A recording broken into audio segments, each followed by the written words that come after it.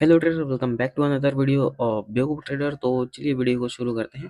First of all, मैं थोड़ा सा बिजी था बिकॉज ऑफ लाइट कूल हो गया था, जिसकी वजह से मैंने एनालिसिस वीडियो नहीं बना पाया 12:30 बजे के आसपास। और उसके बाद जब मैंने मार्केट किया इसका हाई और लो, तो देखा कि कैंडल वो उसी जगह पर रेंज कर रहा है। तो मेरे लिए बहुत अच्छी बात था कि अगर मार्केट ओपन होते ही ब्रेकआउट करके निकल जाता तो हमें बहुत अच्छा ट्रेंडिंग मार्केट अपने हाथ से निकल जाता। जो ऐसा नहीं हुआ तो हमारे लिए एक अच्छा प्लस पॉइंट ही है, और हमने अभी तक कोई ट्रेड नहीं प्लान किया है। ये भी एक सेकंड अच्छी बात है। अब यहाँ पर देखो कि मार्केट क्या फॉल करना स्टार्ट हो चुका है, ठीक है। सो अभी देखते हैं अभी मार्केट का क्या कंडीशन है, देन उसके बाद अपन डिसाइड करेंगे कि हमें एक्चुअली बाई करना चाहिए, सेल करना चाहिए, क्या प्रोग्रेस हो सकता है, फिर क्या अपन ट्रेड प्लान कर सकते हैं। फर्स्ट ऑफ ऑल मार्केट में देखो तो हमने ट्राई किया था कि मार्केट में अच्छा ब्रेकआउट होगा, सो हमने इस तरह का कुछ प्लान किया था। सो मार्केट में क्या हुआ, ऑलरेडी ये इस लेवल से मार्केट ने जब रिजेक्शन लिया, सो यहाँ से मल्टीपल टाइम मार्केट ने टैप किया। एक बार यहाँ से ब्रेकआउट भी मिला, ब्रेकआउट सस्टेन नहीं कर पाया। सेकंड टाइम ब्रेकआउट मिला, ये भी सस्टेन नहीं कर पाया। और ये थर्ड टाइम जो है ब्रेकआउट हुआ आज की डेट पर, जो ये भी सस्टेन नहीं कर पा रहा है। मार्केट कहीं ना कहीं स्लो एंड स्टडी नीचे की तरफ बढ़ रहा है, ठीक है। अब यहाँ पर क्या सिनारियो हो सकता है, ऑलवेज रिमेंबर, हमेशा जब भी मार्केट में ब्रेकआउट सिनेरियो होता है तो हमेशा ये चीज़ होना चाहिए कि अगर ब्रेकआउट फेल हो गया तो आप किस लेवल से अपना एक नया पोजीशन, फ्रेश पोजीशन बना सकते हो, एक रिस्क ले सकते हो। ये चीज़ को हमेशा ध्यान में रखना। अगर हमेशा यहाँ पर अगर ब्रेकआउट होने वाला है तो ये बस मुझे नहीं दिख रहा है, यहाँ बहुत से लोगों को ये चीज़ें दिख रहा है कि यहाँ से मार्केट में ब्रेकआउट हो सकता है।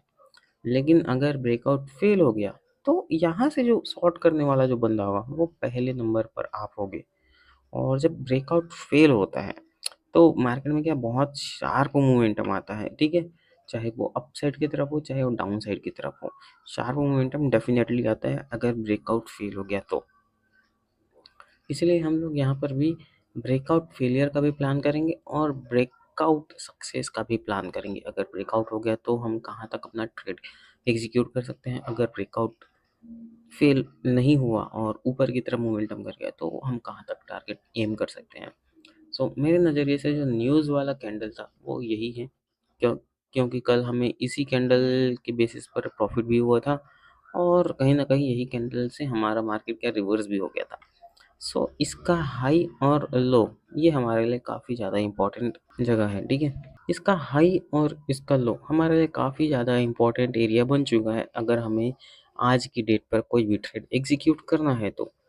सो अब हम एंट्री किस तरह से प्लान करें कि मार्केट अगर ब्रेकआउट होता है तो हम किस तरह से मोमेंटम में ट्रेड करेंगे, अगर मार्केट नीचे की तरफ ब्रेकआउट फेल होता है तो हम किस तरह से ट्रेड प्लान करेंगे। बिकॉज मार्केट ऑलरेडी अपने इस रेजिस्टेंस लेवल पर ऑलरेडी ट्रेड कर रहा है। हम नहीं जानते कि मार्केट नीचे आ सकता है या फिर ऊपर की तरफ जा सकता है। सो सिंपल सी पॉइंट है, यहाँ पर हम छोटे टाइम फ्रेम पर शिफ्ट करेंगे, देन डिसाइड करेंगे कि बेसिकली हमें बाइस क्या रखना है। क्योंकि यहाँ से क्या हो रहा है, मार्केट डेफिनेटली हमें बुलिश दिखाई दे रहा है, लेकिन अगर ब्रेकआउट फेल हो गया, सस्टेन नहीं कर पाया, तो मार्केट तो नीचे आ ही जाएगा ना। स्लो एंड स्टडी क्यों ना नीचे आए, लेकिन आ ही जाएगा। और आज मैं सिर्फ दो ट्रेड प्लान करूंगा, एक बाइंग साइड से और एक सेलिंग साइड से। अगर दोनों में से लॉस हो गया तो वेल एंड गुड, मैं कोई ट्रेड प्लान नहीं करने वाला आज की डेट पर। कल का ट्रेड देखेंगे फ्राइडे के दिन, अगर ऐसा कुछ होता है तो। चलो पहले हम छोटे टाइम फ्रेम पर चले जाते हैं।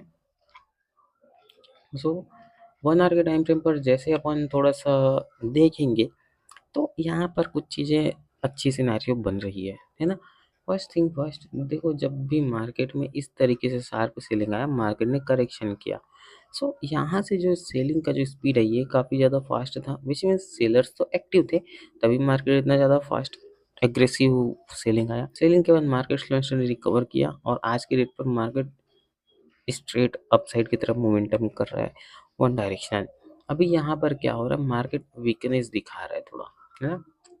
वेल प्राइस एक्शन देखा जाए तो प्राइस एक्शन बहुत अच्छा बना है। आज यहाँ से मार्केट ऊपर गया, करेक्शन किया, फिर से ऊपर गया, और यहाँ पर मार्केट एक्चुअली फंसाया सभी को। बायर्स को भी फंसाया, सेलर्स को भी फंसाया। सब यहाँ से एक्चुअली में प्रॉब्लम क्रिएट होना स्टार्ट होगा कि अब एक्चुअली डायरेक्शन कैसे हम फिक्स करें कि किस डायरेक्शन में हम ट्रेड करेंगे। और इसीलिए मैंने इसमें क्या किया था, 15 मिनट का जो टाइम फ्रेम था वहाँ पर मैंने इसका हाई और लो मार्क कर लिया था। ठीक है, हाई और लो यहाँ पर मैंने मार्क कर लिया था।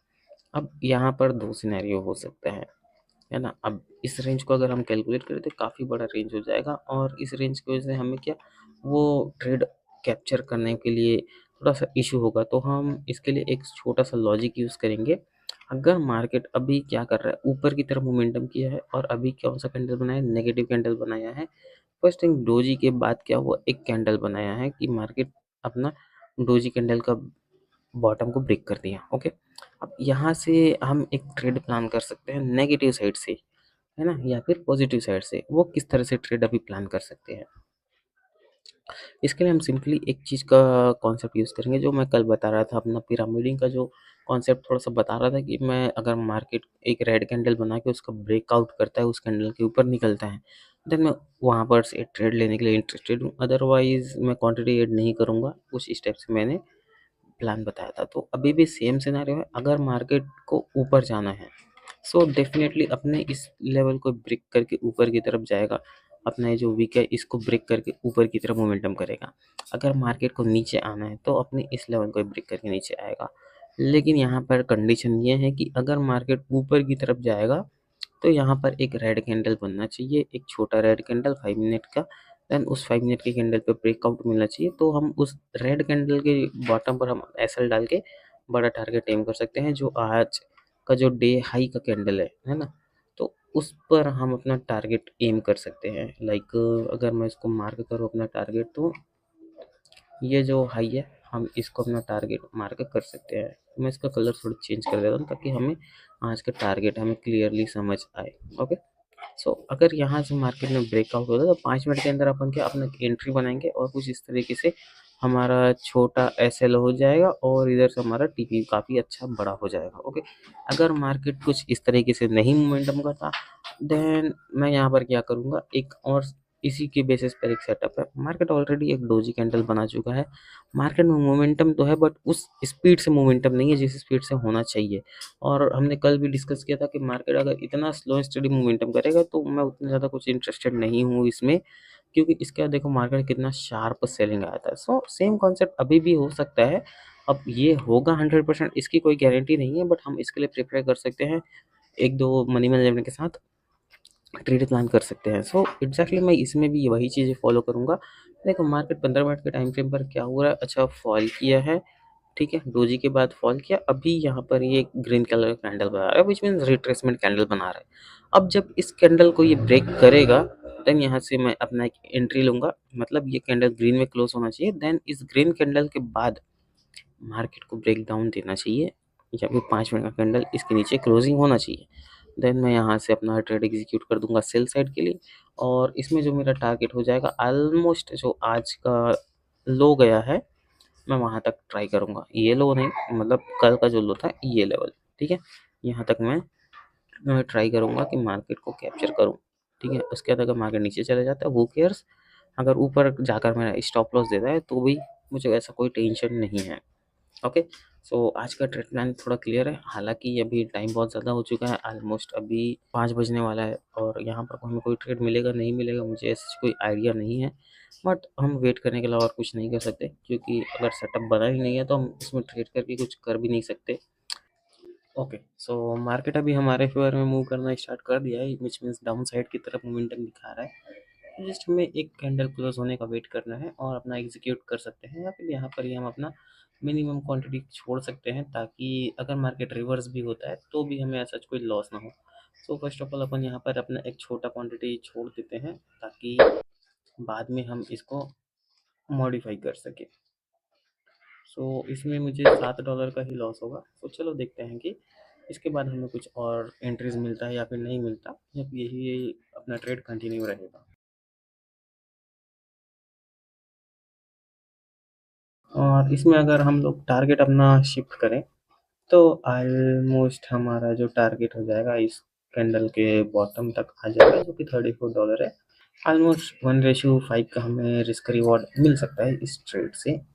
लेट्स सी क्या हो सकता है अभी।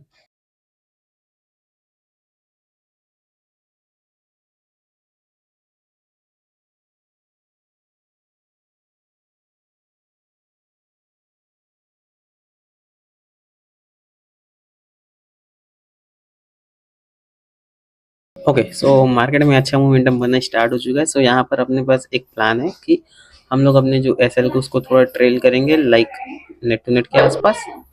और यहाँ से अपना क्या हो जाएगा, लॉस जो है काफ़ी रिड्यूस हो जाएगा। ठीक है, ऑलमोस्ट मतलब $2-4 का ही लॉस होगा। ठीक है, सो हम यहाँ से अब क्या करेंगे, एक पोजीशन और बनाएंगे जिसमें $20 के आसपास का रिस्क लेंगे। ठीक है,